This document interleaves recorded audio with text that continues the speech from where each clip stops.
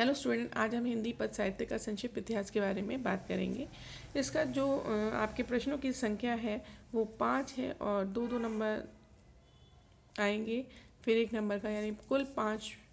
इस प्रश्न के लिए कुल 5 अंक निर्धारित किए गए हैं। और आपको प्रश्न कैसे करने हैं, आपके काल आपको पता होने चाहिए, आपके कितने कालों में हिंदी साहित्य विभक्त किया गया है, इनके कालों के सन आपको पता होना चाहिए, उनकी कवि, उनकी रचनाएं।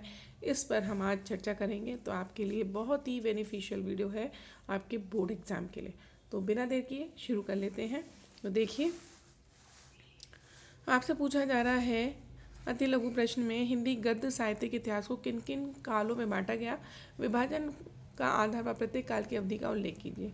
तो हिंदी साहित्य का आविर्भाव प्रथम पद से हुआ था। विद्वानों ने हिंदी पद के इतिहास को प्रत्येक युग की विशेष प्रवृत्तियों के आधार पर निम्नलिखित 4 भागों में बांटा।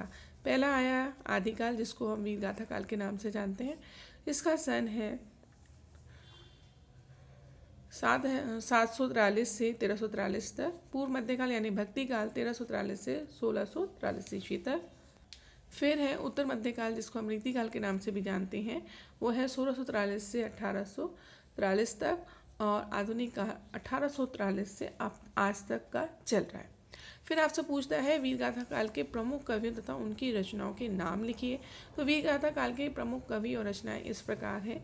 दलपति विजय खुमान रासो, यानी आपसे पूछेगा खुमान रासो किसने लिखा, तो आप बताएंगे दलपति विजय ने। चंद्रवरदाई पृथ्वीराज रासो, शारंगधर हमीर रासो, नल सिंह विजयपाल रासो, जगनीक परमाल रासो या आलखंड, नरपति नाला विसल देव रासो, केदार भट्ट जय चंद्र प्रकाश, मधुकर जय मयंक जस चंद्रिका। तो ये आपको याद करने हैं। फिर है भक्ति काल की प्रमुख विशेषताओं का उल्लेख कीजिए। भक्ति काल का समय कब से कब तक माना जाता है, इस काल के साहित्य की प्रमुख विशेषताएं बताइए। तो 1943 ईस्वी से 1643 ईस्वी तक का समय हिंदी साहित्य के भक्ति काल के नाम से जाना जाता है। भक्ति काल क्यों? क्योंकि बच्चों क्या था कि इस समय प्रत्येक मनुष्य भगवान की आराधना पूजा पाठ में लग गया था, भक्ति करता था, भगवान को याद करता था। तो इस वजह से इसमें ये चीज़ प्रबलता पर थी, इसलिए इस काल का नाम भक्ति काल रख दिया गया।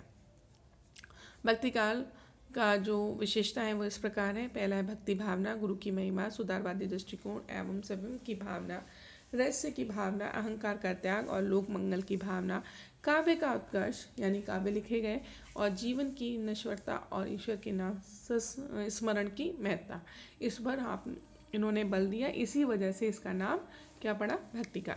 भक्ति काल के 4 प्रमुख कवियों, उनकी प्रमुख रचनाओं के नाम बताने हैं। तो भक्ति काल के 4 प्रमुख कवि बहुत ही इम्पोर्टेंट हैं।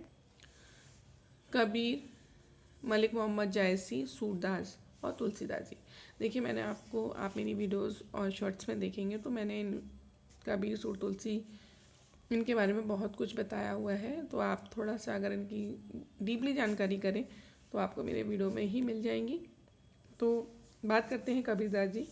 तो इनका जो संग्रह है बीजक, मलिक मोहम्मद जायसी का पद्मावत बहुत फेमस हुआ। सूरदास जी सूरसागर उन्होंने लिखा, और तुलसीदास ने श्री रामचरित मानस। तो आप सूर कबीर तुलसी का ज़रूर पढ़ लें, इनसे संबंधित कुछ न कुछ ज़रूर पूछा जाता है। भक्ति काल की प्रमुख शाखाओं का नाम उल्लेख कर किसी एक शाखा की 2 प्रमुख विशेषताएं लिखिए। तो भक्ति काल की प्रमुख शाखाएं हैं सगुण भक्ति शाखा तथा निर्गुण भक्ति शाखा। इनकी शाखाएं पूछी जा रही हैं। भक्ति काल की 4 कवि हमने पढ़े, इनकी शाखाएं हैं सगुण और निर्गुण। फिर सगुण की क्या विशेषता है, राम तथा कृष्ण को पूर्ण ब्रह्म के रूप में प्रतिष्ठित किया और लोक मंगल की भावना रखी। और बच्चों, निर्गुण क्या कहता है, निर्गुण भक्ति शाखा की विशेषताएं, इसमें ईश्वर के निराकार स्वरूप की उपासना हुई तथा आंतरिक साधना पर बल दिया गया। राम भक्ति काव्य धारा का संक्षिप्त परिचय दीजिए। आपसे पूछ रहा है राम भक्ति धारा, यानी आपने सगुण में देखा ना, सगुण भक्ति शाखा में राम और कृष्ण थे, उसी पर उन्होंने प्रश्न बनाया है कि राम भक्ति काव्य धारा यानी रामश्री शाखा का संक्षिप्त परिचय देना है आपको। तो राम को आराध्य मानकर जिस लोक मंगलकारी काव्य की रचना की गई। फिर राम भक्ति काव्य के नाम से जाना जाता है। राम भक्ति काव्य धारा के भक्त कवियों के प्रेरक स्वामी रामानंद रहे। स्वामी रामानंद ने जनता के बीच भक्ति प्रचार का प्रसार किया। इन्हीं की शिष्य परंपरा में गोस्वामी तुलसीदास ने रामचरितमानस की रचना की करके भारतीय जनता में राम भक्ति की पावन गंगा को प्रभावित किया। फिर हम देख लेते हैं बच्चों राम भक्ति शाखा के प्रमुख कवि एवं उनकी रचनाओं के नाम। देखिए राम भक्ति शाखा के प्रमुख कवि एवं उनकी रचनाएं हैं तुलसीदास, प्राणचंद, हृदयराम, केशवदास और नाभादास। देखिए केशवदास और तुलसीदास तो बहुत इंपॉर्टेंट पर बहुत प्रश्न बनते हैं। तो जो तुलसीदास जी है रामचरितमानस, विनय पत्रिका, कवितावली, गीतावली, दोहावली, बरवे रामायण इन्होंने लिखी। और प्राणचंद थे रामायण महानाष्टक, हृदयराम हिंदी हनुमान अष्टक, केशवदास रामचंद्र का कवि प्रिया रसिक प्रिया और नाभादास भक्तमाल। फिर आपसे पूछता है रीतिकाल के लिए कौन कौन से नाम सुझाए गए हैं, नामकरण करने वाले लेखकों के नाम लिखिए। तो उनके लेखकों के नाम है रीतिकाल के, रीतिकाल, कलाकाल, अलंकृत काल और श्रृंगार काल, इस नाम से जाना जाता है। इनके नामांकन हुए हैं पहले, किस किस नाम से जाना, जैसे रीतिकाल दिया आचार्य रामचंद्र शुक्ल ने, कलाकाल नाम दिया रामा शंकर शुक्ल रसाल ने, अलंकृत काल मिश्र बंधु और श्रृंगार काल आचार्य विश्वनाथ प्रसाद जी ने इसे दिया। ये बच्चों बड़ी हो जाएगी वीडियो, मैं आपको रोज़ पढ़ाऊँगी और आप इसे लाइक शेयर सब्सक्राइब ज़रूर करें और अपने नोट्स के तौर पर बना लें, याद कर लें। तब तक के लिए खुश रहिए, स्वस्थ रहिए, बाय बाय।